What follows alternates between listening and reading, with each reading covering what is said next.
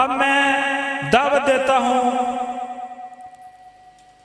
قاری خلیل الرحمان کشمیری کو، وہ سٹیج پر آئیں۔ والصلاة والسلام على سيد الأنبياء والمرسلين، أما بعد، أعوذ بالله السميع العليم من الشيطان الرجيم، من همزه ونفخه ونفسه، بسم الله الرحمن الرحيم. ولا تقولوا لمن يقتل في سبيل الله أموات بل أحياء ولكن لا تشعرون. اہلیان کھتیاڑی مبارک ہو کہ شہدائے اسلام کی لسٹ میں آپ کے علاقہ سے تعلق رکھنے والا وہ جوان جس کی جوانیاں کبھی سعودی عرب اور دیگر عرب ممالک میں گزری، اہلیان کھتیاڑی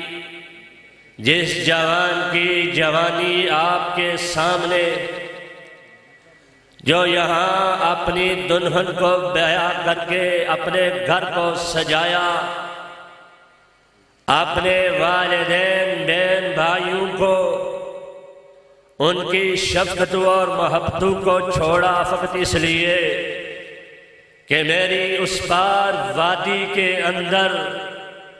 ظالم ہندو بنیے نے میرے ہی اس کشمیر کے ایک حصے پر ظالمانہ غاصبانہ قبضہ کر کے میری ہی اس امت کی ماؤں بہنوں کے سینے اور کلیجوں کو چھلنی کیا، اور اس پار وادی کے کئی جوانوں کی جوانیوں کو جوانی میں ہی موت کی وادی میں ان کو پہنچایا۔ یہ ظالم نہ ہوتے، اگر ظلم نہ کرتے، انہوں نے نہ دین اسلام کے تحفظ کے لیے کردار ادا کیا، الٹا اسلام کے نام لیواؤں کو درندگی کا نشانہ بنایا، اسلام کے چاہنے والے مجاہدوں کو پابند سلاسل کیا۔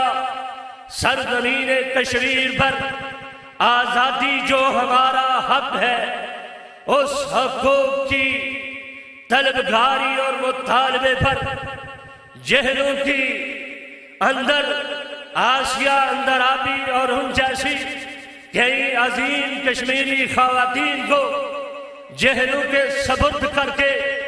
وہ ظالم ہندو بنیا میرے کشمیری بھائیوں ہم کو یہ پیغام دے رہا ہے، تم سوتے رہو، ہم تمہارے اس کشمیر کے دوسرے حصے پہ جو دل کرے گا چاہے۔ ایسے میں کوٹلی کی سرزمین ہو، کھتیاڑی کی دیہاتی علاقہ ہو، پونچھ کی دھرتی ہو، پلندری کے غجور میرے بھائی ہو، دیگر علاقوں اور سرزمین سے تعلق رکھنے والے میرے اس پاکستان کے جوان ہو، اپنی جوانیوں کو اس عظیم مشن کے لیے لگا کر شہادت کی زندگی، جسے شہادت کی موت کہتے ہیں، دراصل حیات جاویدہ ہے، جس کی عظمت رب کے قرآن کی یہی آیت ہی کافی ہے۔ وَلَا تَقُولُوا لِمَنْ يُقْتَلُ فِي سَبِيلِ اللَّهِ أَمْوَاتٍ کہ شہداء کو مردہ مت کہو۔ اقول قولی ھذا استغفر اللہ ولکم ولسائر المسلمین۔